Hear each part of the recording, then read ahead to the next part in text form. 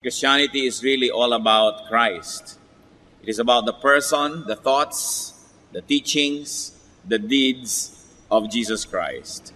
Ang kailangan lamang po natin laging bigyan ng priority is to keep falling in love with Jesus.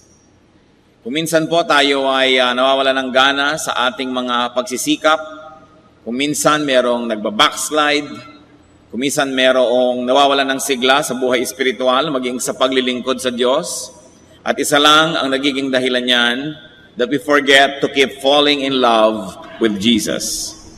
At ano po ba ang mga katangian ng Panginoon? Ano ba ang kanyang mga katuruan? Ano bang dapat maalala sa Kanya para lalo natin siyang mamahal at patuloy na lumago ang ating pakikipag-ibigan sa Panginoon? At yan po ang ating bibigyan ng tuon ngayon, the Lord's humility and propriety. Kung merong mga pagkukulang at panlalamig ang mga Kristiyano, ito ay sa pakikipag-ibigan sa Panginoon. At pag may kulang doon, nagkakaroon na ng mga ibang mga symptoms, iba't ibang mga pahiwatig sa iba't ibang bahagi ng ating buhay. Pero ang totoo noon, it is lack of love and love affair with the Lord. Aming Ama, nagpapasalamat po kami sa tagumpay nyo na sa kabila ng iba't ibang kalagayan namin, kami tinitipon nyo para makasamba sa inyo. We like you to be in the center of our fellowship, to be in the center of our lives. Now, Lord, take that central place. Sit on your throne of power and glory. Continue to receive our worship, our offerings, our thanksgiving, and may you dispense blessing to us right now. And Lord, may you find us continuously and consistently falling in love with you. Lord, may you let your face shine upon us, and may your words give us peace. May your words straighten up our crooked lives, and may your words be our light. Teach us, Father, be the speaker. We seek you confidently in the name of your Son, Jesus, our Lord and Savior. Falling in love with Jesus. Pagka po nagtatanong tayo, bakit mo mamahalang yung asawa? Bakit mo mamahalang yung kaibigan? Bakit mo mahalang yung anak o magulang? Kadalasan nagbibigay tayo ng mga katangian na nagiging dahilan para sila maging kaibig-ibig. Ano-ano ba ang mga katangian ng Panginoon na talaga namang kaibig-ibig? Isa dyan sa atin pong series ng pag-aaral, ang kanyang kababaang loob at ang laging pagiging tama ng kanyang asal. Matthew 3:13-15, ang atin pong tutunghayan. Then Jesus came from Galilee to the Jordan to be baptized by John. But John tried to deter him, saying, I need to be baptized by you, and do you come to me? Jesus replied, Let it be so now. It is proper for us to do this to fulfill all righteousness. Then John consented. Napakaganda pong window into which we can look at the character of Jesus. So let's take a look at what the Lord did. Mula po sa Galilea, siya nagpunta sa Jordan River. It was a journey that could have taken him 25 kilometers of walking. Hindi madali. Siya ang anak ng Diyos, hari ng mga hari, tagapagligtas ng daigdig, but he submitted himself to a public baptism, to an ordinance that was only for humans. He submitted himself to the ministration of a prophet who was just a man. An exalted prophet maybe, but in the presence of Jesus, he was just a man. And he submitted himself to the ministration of what you might call a subordinate. He humbled himself before John, who for all intents and purposes was an inferior. Isipin ninyo na ang Panginoong Jesus maglalakbay ng malayo, maglalakad, pupunta kay Juan para magpabautismo. John, who was full of the Spirit, quickly understood the implications. And John did not want to place himself above Jesus. He tried to stop the Lord. Nung makita ni Juan na etan dito ang Panginoon at magpapabautismo sa kanya, sabi, naku, hindi po yata tama ito. Hindi bagay. Pinigil ni John, subalit hindi napigil ang Panginoon. Sabi ng Panginoon, hayaan mo na. Tuplin natin ang lahat ng mga tamang gawin. At least for now, let us do all of this because this is proper. Si Juan, sa Matthew 3:11, sinasabi niya sa mga tao, I baptize you with water for repentance, but after me will come one who is more powerful than I, whose sandals I am not fit to carry. He will baptize you with the Holy Spirit and with fire. Kung minamalaki na ng mga tao ang ginagawa ni John, sabi ni John, maliit na bagay ito. Binabautismahan ko lang kayo ng tubig na nanggagaling dito sa ilog na ito. May kasunod ako, may darating na pinaghahawian ko ng daan. Siya ang the real thing, sabi niya. Siya ang magbabautismo sa inyo ng Espiritu Santo at ng apoy. Siya ang tutupok ng inyong mga kasamaan at mga karumihan at maglilinis sa inyo na hindi ako karapat dapat na bitbitin ang kanyang sapin sa paa. Pagkatapos, narito ngayon ang Panginoong Jesus, magpapabautismo kay John, baligtad. But Jesus insisted. For now, sabi niya, sige na. It is proper and in order to complete the requirements. It is the proper, the correct, the beneficial thing to do at this time. So what can we learn about the Lord here? That the Lord was proper. He was proper. He obeyed the rules. He did not seek VIP treatment. And He showed and He led the way. Sabi naman niya sa John 14:6, I am the way. His way is the way. It is not just a way among many ways. It is the way. Kaya nakikita natin dito, napakagaling niya. Kung saan niya pinapupunta at pinadadaan ang kanyang mga tagasunod, ang kanyang mga anak, nauna na niyang daanan.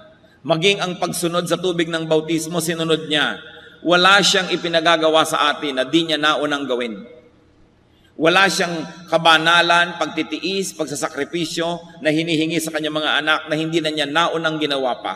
Sa katunayan, may mga ginawa siyang hindi na niya ipinagagawa sa atin. Tulad ng mamatay sa krus, mapako doon. Ginawa na niya para sa atin. Subalit may mga ginawa siyang marapat lang sundin at sundan ng lahat ng kanyang mga anak. 1 Peter 2:21, to this you were called, because Christ suffered for you, leaving you an example that you should follow in His steps. Kaya maging sa simpleng pagsunod sa tubig ng bautismo, tayo ba'y nakasunod na dyan? O do we think we're exempted? Kung ang Panginoong Jesus, na hindi naman niya tunay na kailangan yun, ay nagpasailalim sa pagbabautismo, lalo naman ang kanyang mga anak. At lahat ng kanyang pinadadaanan, pwedeng pagkatiwalaan. We can trust the map that Jesus gives us because He had passed that way Himself. Kumisan po, meron akong nakitang mapa, dito ka makakarating, may X, may note, 2 kilometers before the Catholic Church. Paano kung malalaman na 2 kilometers na before the Catholic Church? Before nga. Naiintindihan nila dahil taga-ron sila. Meron pang kalsadang putol to poblasyon. Pero doon ka pupunta. Paano kung malalaman na yung kalsadang yun ng to poblasyon kung hindi naman ako taga-poblasyon? Mahirap sundin ang mga mapa, lalo't ginagawa ng mga tao na hindi user-friendly ang pananaw.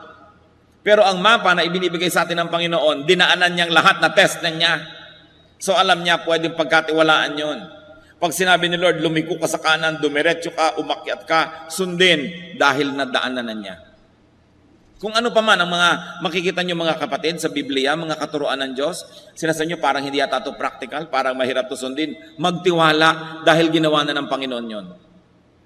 Now, sa simpleng ginawa ng Panginoon na pagsunod sa tubig ng bautismo, may mga malalalim na katuruan na maaari nating makita. Let's take a look at what the Lord taught and teaches through His humility and propriety. 2 very simple acts that He did. Matthew 3:16-17 sa pagpapatuloy ng ating binasa kanina. As soon as Jesus was baptized, He went up out of the water. At that moment, heaven was opened, and He, referring to the Lord Jesus Christ, He saw the Spirit of God descending like a dove and lighting on Him. And a voice from heaven said, "This is my Son whom I love. With Him I am well pleased." And He, the Lord Jesus Christ, heard it. After the event, because of the event that the Lord was humble, the Spirit of God descended and lighted on Him. And the Father in heaven affirmed Jesus as His Son, beloved by Him, pleasing to Him. Jesus saw and heard these wonderful events. His humility and correctness made him see and made him hear. Tayo po ba nakakakita ng dapat makita? Nakakarinig ng dapat marinig? Maaaring may mga bahagi ng ating buhay na merong dapat na tayong nakita, karunungan, realization, katotohanan, pero hindi natin nakita dahil tayo nagmamataas. Maaaring merong pagtutuwid, direksyon na ibinibigay, pero hindi natin marinig dahil tayo binibingi ng ating mga kataasan, mga kayabangan. Pag tayo hindi na lumalagay sa lugar, sobrang taas ng pagtingin sa ating sarili, nabubulag tayo sa mga dapat makita. Nabibingi tayo sa mga dapat marinig. But the Lord's humility exalted him. Luke 18:14, everyone who exalts himself will be humbled, and he who humbles himself will be exalted. Nangyayari na po ito sa sanlibutan, subalit ang malungkot kuminsan ay nangyayari pa rin maging sa mga anak ng Diyos, maging sa mga lingkod ng Diyos na itinataas ang kanilang sarili higit sa dapat nilang kalagyan, at least for that moment. Dapat ganito ako, dapat ako bigyan ng church ng kotse, dapat bigyan ako ng laptop, dapat bigyan ako ng malaking bakasyon, bigyan ako ng allowance, bigyan ako ng ganyan at ganito. Pero tingnan mo, may bunga ba? Ano ang bunga? Wala namang bunga, ay gustong pumitas. Kasi nagmamataas, itinataas ang sarili. Dapat ba inaw ay ganito na ako? Dapat ay umasenso na ako? Wala po bang Diyos sa langit na nakakakita ng lahat ng bagay? Isang Diyos na makatarungan na hindi ka ba niya bibigyan ng dapat mong matanggap kung talagang karapat-dapat? But a person can only known by his fruits. Sabi ni Lord, you will know them by their fruits. Huwag kayong padadaya sa mga pangako. Huwag kayong padadaya sa mga magagandang salita. Huwag kayong mga padadaya sa nakikita niyong potential, sapagkat potential parang yon. Sinusukat ang isang tao, lalot ang Kristiyano, lalot ang lingkod ng Diyos sa kanyang bunga, sa kanyang nakaraan, hindi sa kanyang ipinapangakong darating pa lang. Kasi baka tayo matanso, maraming mga tubog sa ginto. Akala mo ginto, pero hindi pala. Nung nabasa ng suka, nalaman mo, tanso. Sapagkat itinataas ang sarili, nakabaligtaran ng nakakapagpalugod sa Diyos. Humility, propriety pleases the Father in heaven. Dahil ang Panginoong Yesus ay nagpakambaba, nadinig niya ang tinig ng Ama sa langit, ikaw nga ang anak kong kinalulugdan ko't aking pinakamamahal. At ang Espiritu ng Diyos ay lumapag sa kanya na mistulang kalapati, napuspos siya ng Espiritu. Nakikita, nadidinig yung patotoo ng langit na ito nga'y kinalulugdan ng Diyos. Baka tayo'y madaya, mga kapatid. Kailangan nakikita at nadidinig na kinalulugdan nga ng Diyos ang ating pagtitiwalaan. At yan ay nakikita sa bunga. At anong unang-unang bunga? Humility. Pagpapakumbaba, hindi pagtataas sa sarili. Hindi pagpuri sa iba at pamimintas sa bala ng nakapaligid. Hindi sa pagputol ng ulo ng mga nasa paligid para ikaw ang matirang pinakamataas at matangkad dahil pinugutan mo ng ulong iyong mga katabi. Hindi natutulog ang Diyos sa langit. Siya'y may katarungan at ibubunyag niya ang lahat ng ating mga kayabangan, ang ating mga kapalaluan, ang ating mga pagmamataas.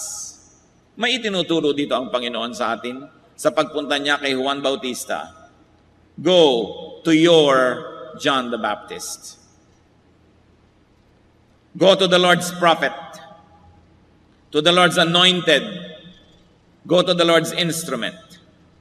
Siya ang pupuntahan, hindi siya ang papupuntahin sa atin.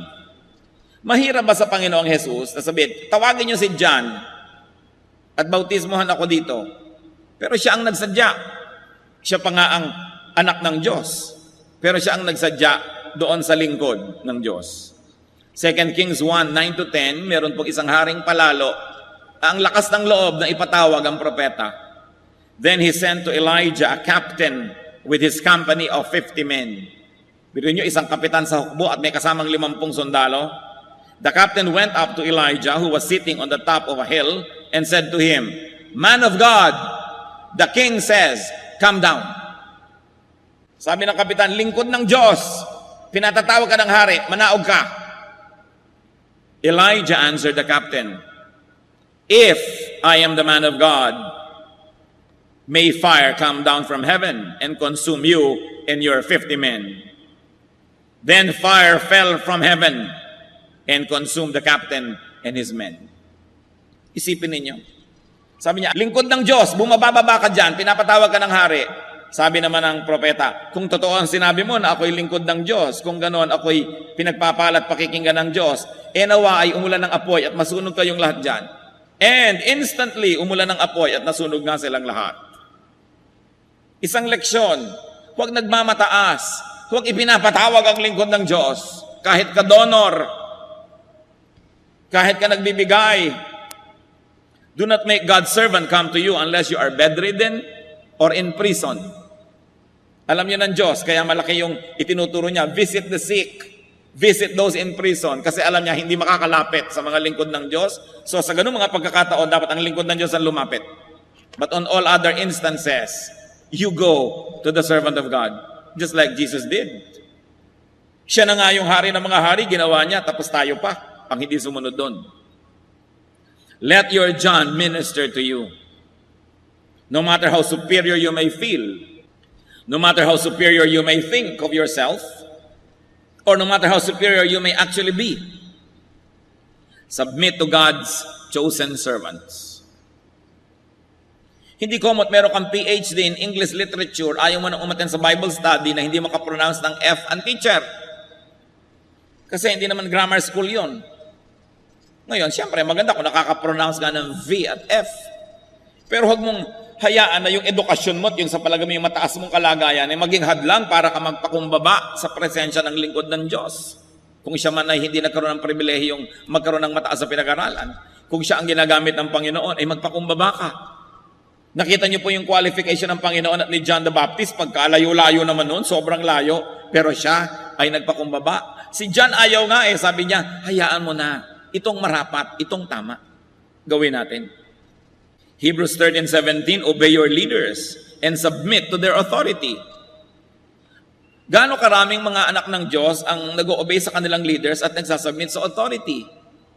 Gaano karaming mga assistant pastor, mga choir director, mga Sunday school teacher o principal ang hindi sinusunod ang kanilang pastor?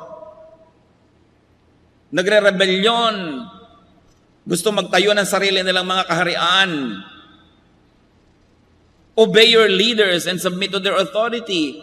Whoever aspires to be a leader must first be obedient to his own leader.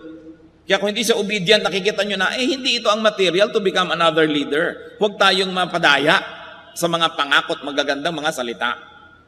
Si Hitler may napakagandang magsalita, subalit napahamak ang halos ay kalahati ng mundo dahil sa ganda niya magsalita at mga nahikayat na sumunod sa kanyang mga panunukso.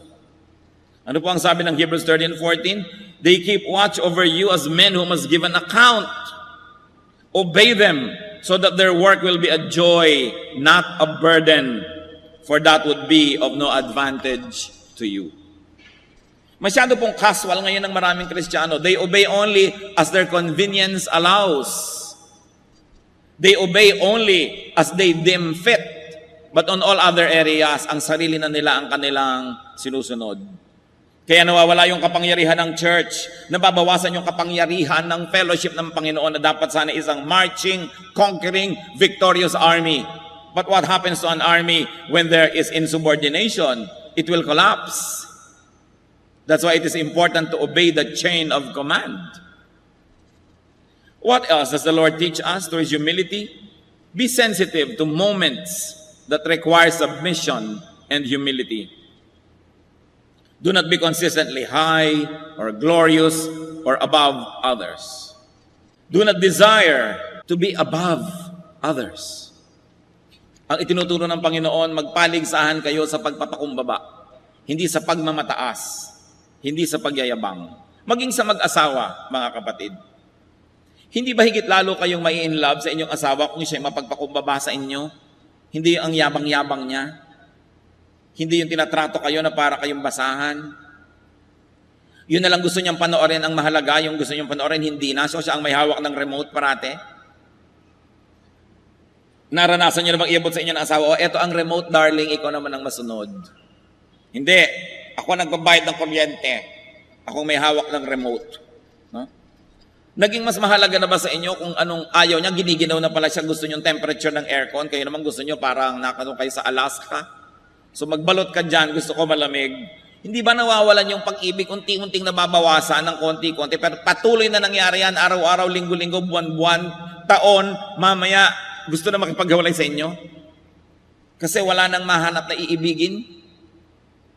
But if we outdo one another in being humble, especially mag-asawa, sa palagay ko, 99% ng mga paghihiwalay, mababawasan.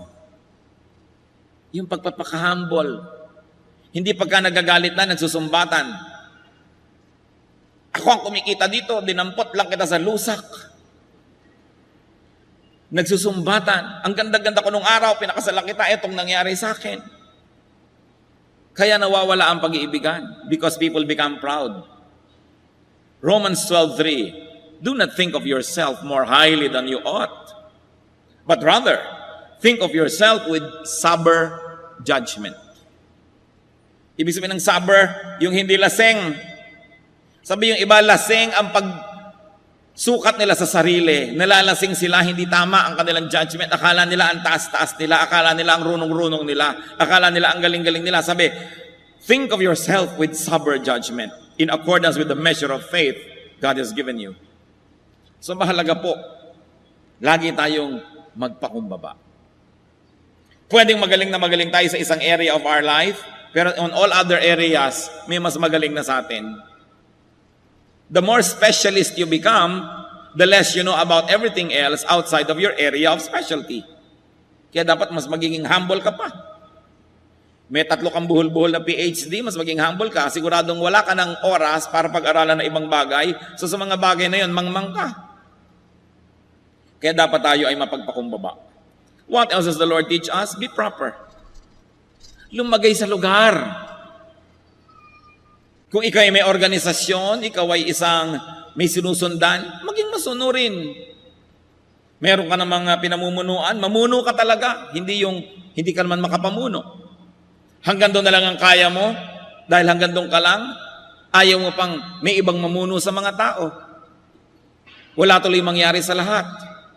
Because a leader can only bring his people up to where he or she could go. Kung hanggang doon ka lang, hanggang doon na lang ang yung leadership. So you must allow others to minister. Hindi mo sosolohin. Lalagay tayo sa lugar, mga anak, igalang ang mga magulang. Mga magulang, mahalin ang mga anak. Respect God's chosen servants. Nakita nyo, pinaulan na ng apoy. Itatanong ko nga sa Diyos kung meron pa akong ganong prerogative din, magpaulan ng apoy. Marami na sigurong natupok, buti na lang at hindi ko naiisipan ang mga bagay na yan. At kung wala ay mabuti siguro. Dahil the human nature will say, Lord, tupukin mo siya, tupukin mo siya. Because so many people can break a pastor's heart in so many ways. Because you always expect your leaders to be supermen. Lagi na lang kayo i-encourage. Ine-encourage nyo ba naman? Lagi na lang kayo uunawain ba nyo naman? Laging kayo ang i-feed, finifeed nyo ba naman? One way makipagrelasyon ng maraming mga Kristiyano. Ang motto lang nila, give me. They always get and forget. Anong gusto nila sa kanilang mga spiritual leaders? You always give and forgive. People never realize how much pain they can give their leaders because of their ambitions na wala sa lugar. Because of their complaints and high esteem about themselves na hindi naman bagay. Because of their rebellions and disobedience. Kaya tuloy ang mga lingkod ng Diyos, pati si Moses, sabi niya, Diyos ko, patayin niyo na nga po ako, ang dami-dami kong taong nililid. Pati si Elijah, patayin niyo na ako, Lord. Ang dami mga prophet, talaga namang narating na yata yung napuno na sa mga tao. Because people are not humble. Instead of being humble, people are proud. Of course, the Lord showed the way. And another lesson is to fulfill all righteousness. Do not cut corners. Do not insist on personalized treatment.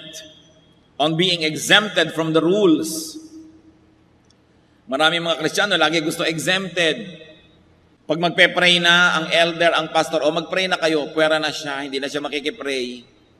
O mag-fast kayo, mga prayer warriors, pero yung siya hindi nagpa-fast. Exempted, the Lord showed the way. He got his feet wet. He led the people. So behold Jesus, the humble one, the proper one. Know and live by what is proper.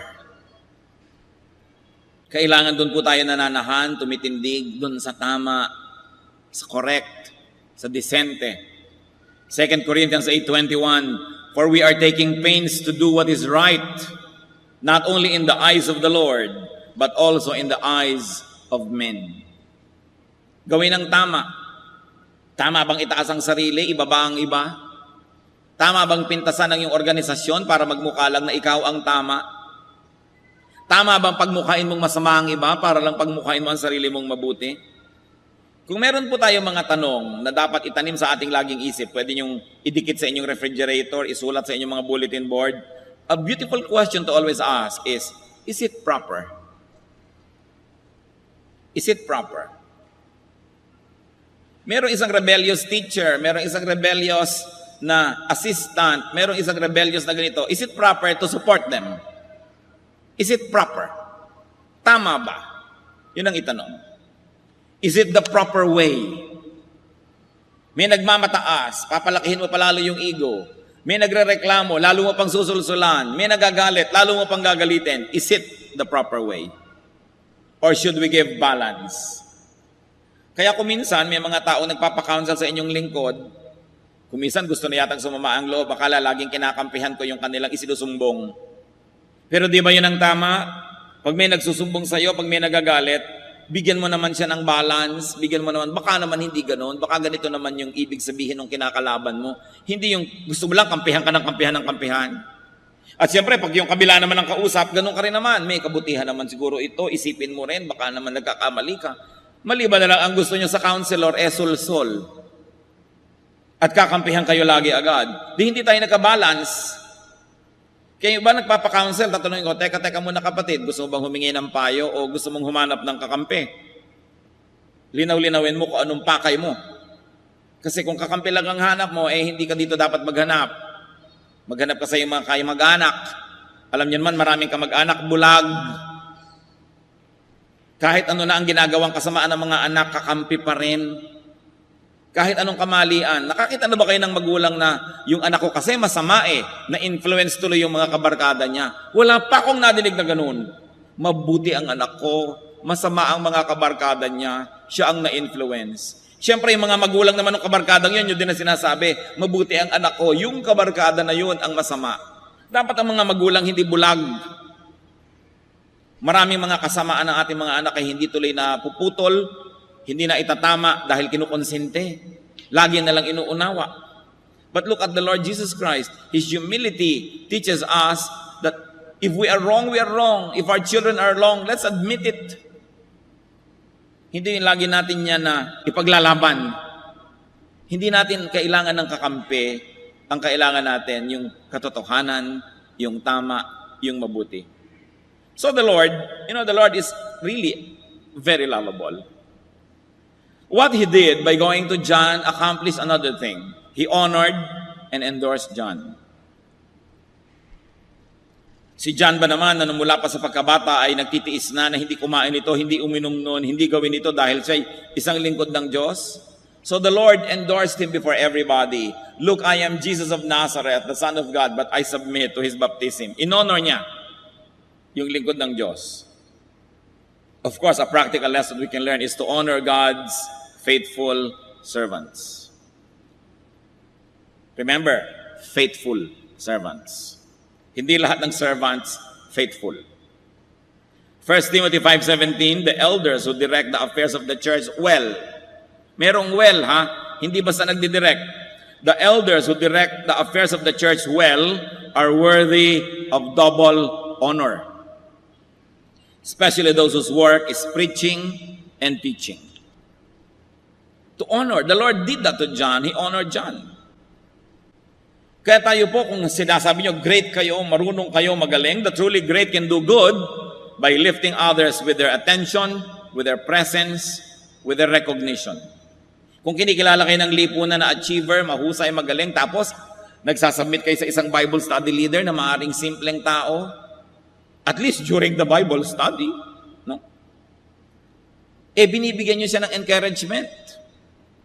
Binibigyan nyo siya ng dangal sa harap ng maraming tao. Pero yung hihiya-hiyain ninyo, sa palagay nyo, mas marami kayong alam, paglalaroan ninyo at lilituhin nyo nagtuturo sa inyo, kaya marami tuloy natatakot magturo. Then you don't advance the work of God. If there is really glory in your personality, if that is really possible at all, rub your gold on others.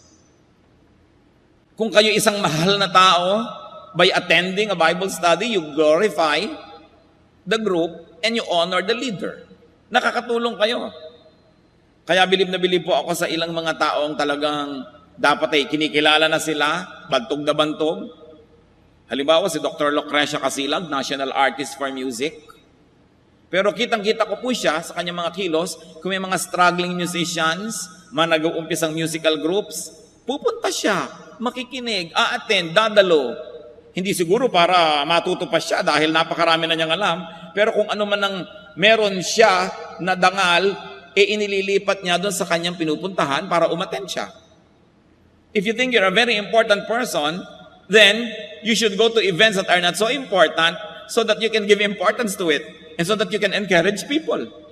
It is important to be like that, to be supportive. Meron naman akong isang kilala na sikat din on a national level sa pagsasayaw. Pagkatapos merong isang nag-uumpisa palang magturo nung sayaw sa isang seminar. Pagkatapos magturo, tumayo siya at sinira niya lahat yung itinuro noon. Sabi niya, ako ang authority, hindi ganyan, ganito dapat. Nakabasag siya ng puso ng isang nag-uumpisa pa lamang.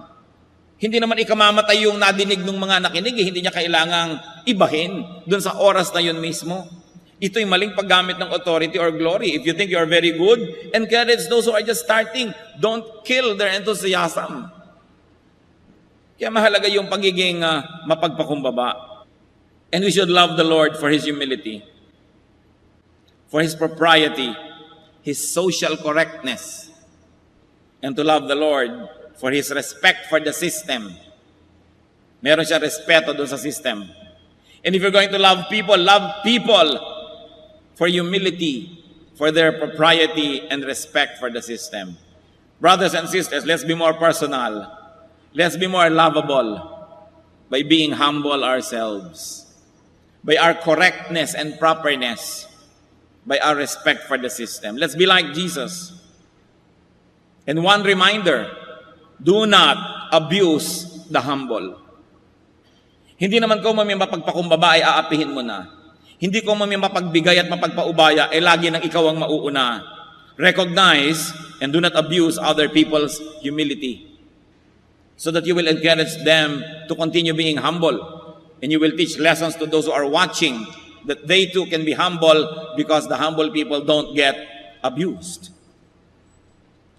Kumusta po ang ating humility quotient? Panginoong Diyos, sa sandaling ito, nagpapasukat po kami sa inyo, nagpapasuri. Pakicheck niyo, Panginoon, ang kalagayan ng aming kababaang loob. We know, O Lord, that you don't want us proud.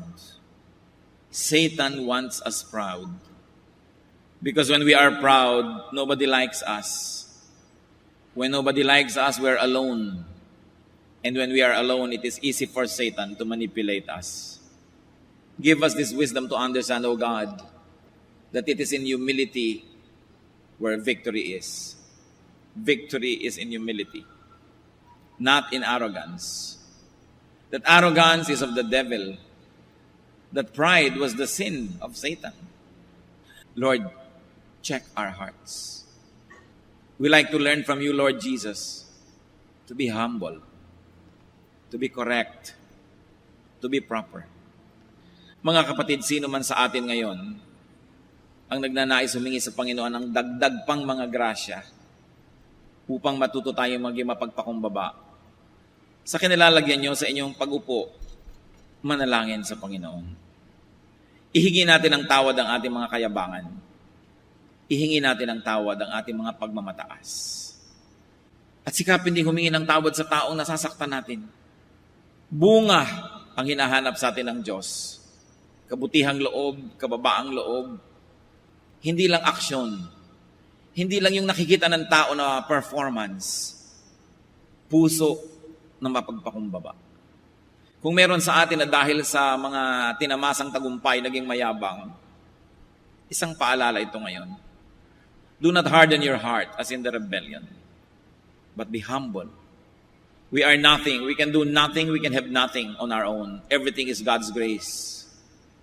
Sa ilang saglit ng katahimikan, makipagniig sa Diyos.